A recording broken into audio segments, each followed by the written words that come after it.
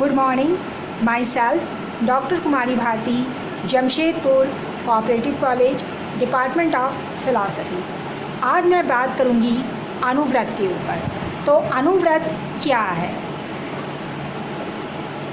जैन दर्शन के अंतर्गत दो प्रकार के सिद्धांतों की चर्चा की गई है, एक पंच महाव्रत और दूसरा अनुव्रत। पंच महाव्रत का जो हमारा सिद्धांत है वह साधुओं के लिए है, तपस्वियों के लिए है, लेकिन जो दूसरा अनुव्रत है वह गृहस्थों के लिए है, पारिवारिक लोगों के लिए है।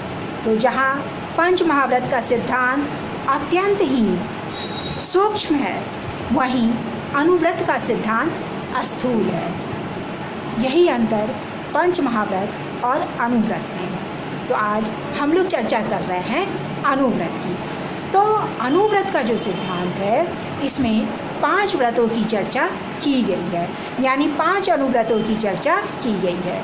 इसके बाद हम लोग कुछ निर्देशक तत्वों की चर्चा करेंगे और कुछ आचार संहिता की चर्चा करेंगे, जिसका पालन करना हर अनुव्रति के लिए आवश्यक होता है। तो सर्वप्रथम 5 अनुव्रत। फर्स्ट है नॉन वायलेंस, अहिंसा।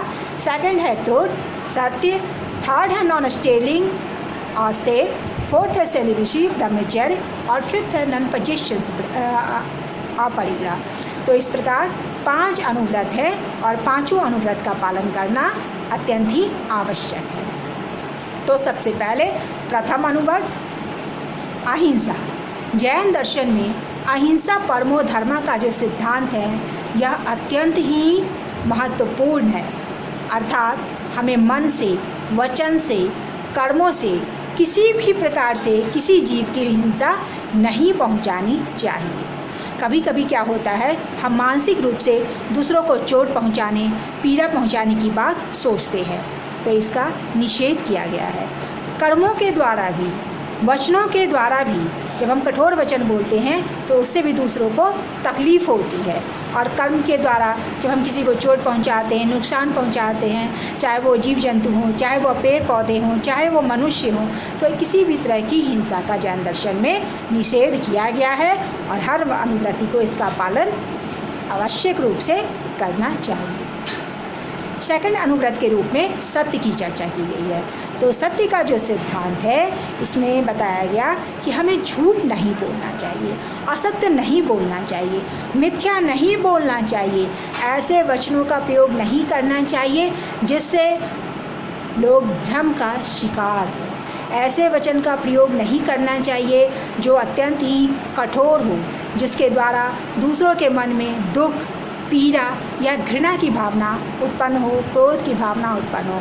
ऐसे समय में ऐसे सत्य बोलने से अच्छा है हमें चुप रहना चाहिए। इस तरह से जैन दर्शन में दूसरे अनुव्रत की चर्चा को हम पाते हैं।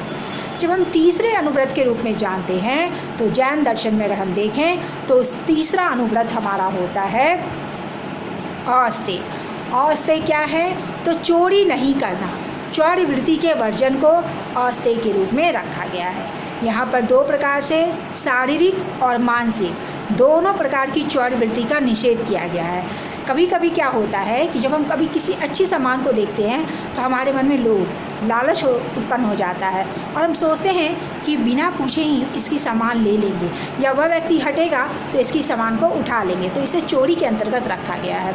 और जब हम शारीरिक रूप से किसी की सामान उठा लेते हैं बिना किसी के पूछे हुए, बिना किसी की परमिशन लिए हुए, तो इस तरह को शारीरिक और मानसिक दोनों प्रकार के यहाँ पर आस्ते का, चौर्य वृत्ति का निषेध किया गया है। अब हम जब चौथी अनुव्रत के रूप में आते हैं तो जो चौथा अनुव्रत है वो हमारा है सेलिबेसी, यानी कि ब्रह्मचर्य। तो ब्रह्मचर्य क्या है? तो ब्रह्मचर्य के अंतर्गत हम पाते हैं कि यहाँ पे हमें संयम रखने की बात की गई है। जितने भी प्रकार की हमारी इंद्रियाँ हैं, सभी इंद्रियाँ किसी न किसी सुख को चाहती है। खास करके शारीरिक सुख की यहाँ पे बात की जा रही है, सेक्सुअल एक्टिविटी की बात की जा रही है कि उस पर हम संयम रखें। अपनों से ही, जो हमारे अपने हैं, अपने पति पत्नी है, एक दूसरे से संबंध रखें। परायों से संबंध रखने को यहाँ वर्जित कहा गया है और मर्यादापूर्वक संबंध को रखें। तो अपनी इंद्रियों पर संयम रखना, मन पर संयम रखना, इस तरह से जैन दर्शन में चौथे आर्यसत्य के रूप में ब्रह्मचर्य की चर्चा की गई है। अब हम पाँचवें अनुव्रत में आते हैं। तो पाँचवा जो हमारा अनुव्रत होता है, पाँचवें अनुव्रत में हम पाते हैं कि यहाँ पर अपरिग्रह को रखा गया है। तो अपरिग्रह क्या होता है? अपरिग्रह वह सिद्धांत है जिसमें बताया गया कि सांसारिक जितने भी भोग्य पदार्थ हैं, जितने भी भोग्य पदार्थ हैं जिससे हमें सुख की, प्लेजरमेंट की उत्पत्ति होती है, उन सबों का यहाँ पर वर्जन को यहाँ पर निषेध किया गया है। अर्थात हमें जितना आवश्यक हो, जितना ज़रूरी हो, उतने ही चीज़ों का हम उपभोग करें। उससे ज़्यादा जितनी भी चीज़ें हैं उनका यहाँ पर उनको यहाँ पे वर्जित करने की बात की गई है। जो हमारी कामनाएं होती हैं, इच्छाएं होती हैं, हम हमेशा किसी न किसी चीज़ को चाहते हैं। इन कामनाओं का कभी भी अंत हमारे जीवन में नहीं है। एक के बाद दूसरी, दूसरी के बाद तीसरी कामनाएं उभरती रहती है और ये जीवन चक्र चलते रहता है। तो इस तरह से ये कामनाएं हमें बंधन में डालती है। फलतः मुक्ति का मार्ग जो होता है उसमें यहाँ पर रुकावट आता है। अतः हमें मुक्ति चाहिए, अपने चरित्र को ऊंचा करना है, तो हमें अपनी कामनाओं पर, भोग विलास पर, उस पर नियंत्रण रखना ही होगा। जितना आवश्यक हो, जो हमारे जीवन के लिए आवश्यक हो, उतना ही धन को ग्रहण करना चाहिए, उतना ही सांसारिक वस्तु की कामना हमें करनी चाहिए। तो इस तरह से नॉन पोजेशन, नॉन अटैचमेंट की बात की गई है, अपरिग्रह की बात की गई है। अब हम इसके अलावा हम आते हैं कि कुछ जैन दर्शन में निर्देशक तत्वों की चर्चा की गई है। तो जब हम निर्देशक तत्वों के रूप में देखते हैं तो यहाँ पर निर्देशक तत्व के रूप में अगर हम देखेंगे तो यहाँ पर हम पाते हैं कि नंबर 1 को आप देख लीजिए। तो नंबर 1 में है दूसरों के अस्तित्व के प्रति संवेदनशीलता होनी चाहिए।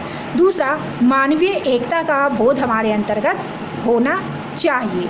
अगर हम तीसरे निर्देशक तत्व के रूप में देखें तो जो हमारा तीसरा निर्देशक तत्व है वो हमें बताता है कि सांप्रदायिक सद्भाव होना चाहिए, दूसरों से हमें प्रेम होना चाहिए, साथ ही साथ साधन शुद्धि, व्यवहार में प्रामाणिकता होनी चाहिए, तटस्थता होनी चाहिए जीवन में।